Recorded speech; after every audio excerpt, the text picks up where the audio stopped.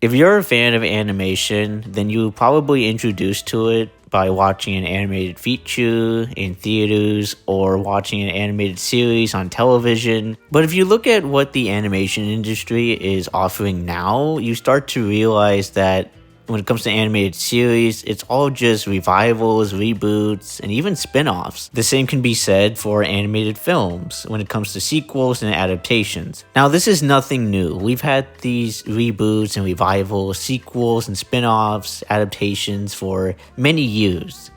But I think now it's very noticeable that corporations would rather prefer just bring something back that is recognizable than taking a risk of providing something original. Although there is another way of viewing animation, and that is through the internet, known as webtoons, or what is called nowadays indie animations, where you can watch them on Newgrounds or YouTube, or I guess any other platform that aren't those websites. Now, this community has been a thing since the early days of the internet, most specifically with Newgrounds. Now, originally this video was going to be mostly focusing on Newgrounds, but there were two shows that influenced me to make this video.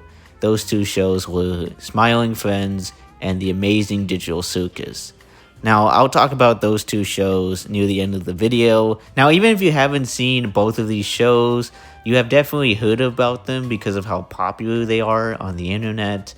And I think that their popularity has shown off that there is definitely a future for this kind of content for the animation industry, and there's definitely an audience for it. But they also share different creators that have been a part of the indie animation community for a very long time.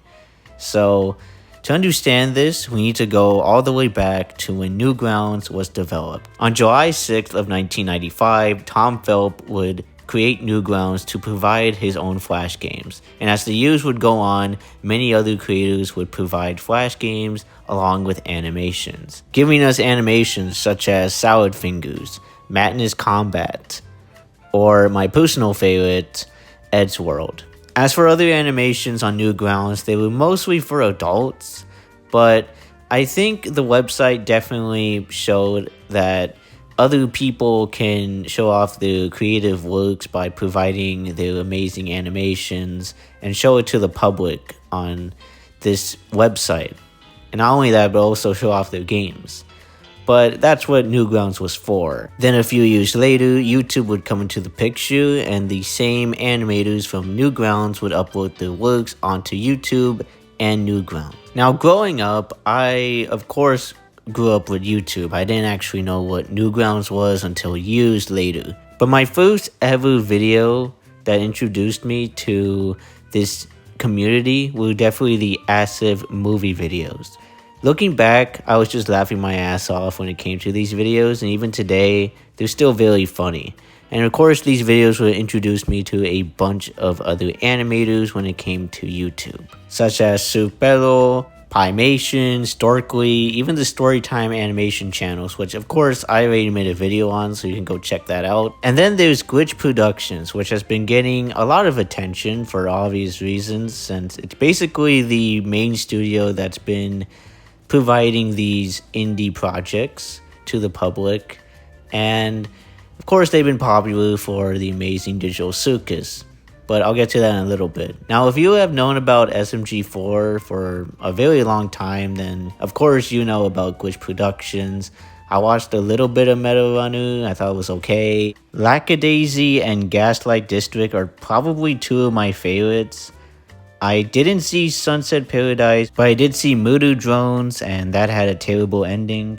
Then there is The Amazing Digital Circus, and I'm gonna be honest with you guys, it's not for me. Like, I've watched 4 episodes from this series, and I know that there's 9 in total, okay? I know it's over, you know? But the writing and the pacing is just not good. Now, the premise is honestly very interesting, but in execution, I feel like nothing is really happening, and the characters are not really that interesting for me. I mean, I like the designs, but like, Man, I don't know. The writing and the pacing is just not really helping me want to continue watching this series. Like I said, it's just not for me. I don't think I'm the main demographic for this, if I'm being honest. I'm just not the target audience. But, I mean, I respect the animators and the voice actors towards this series. But, I don't know, man. I'm just debating if I should even finish it. Because there's a lot of negativity towards that finale. So, I don't know. So, right now, my thoughts are very mixed on this show. So, please just take it with a huge grain of salt. Because, again, I am debating if I should even finish this series or not. Part of me doesn't want to, because I don't want to be disappointed by something that's wasting my time. But that's all I'm going to say right now. Now, I don't want to be all doom and gloom, because I think the surprising popularity of this show is actually a good thing, because it was able to be on Netflix and show off its finale in theaters, which is just shocking to me. Like, this is the first time that an indie animation series has ever gotten this much popularity to be on mainstream media when it comes to theaters and streaming. So, yeah, I would consider that a good step in the right direction. Even though the series is very short, I can definitely see potential in internet animation series gaining popularity over time.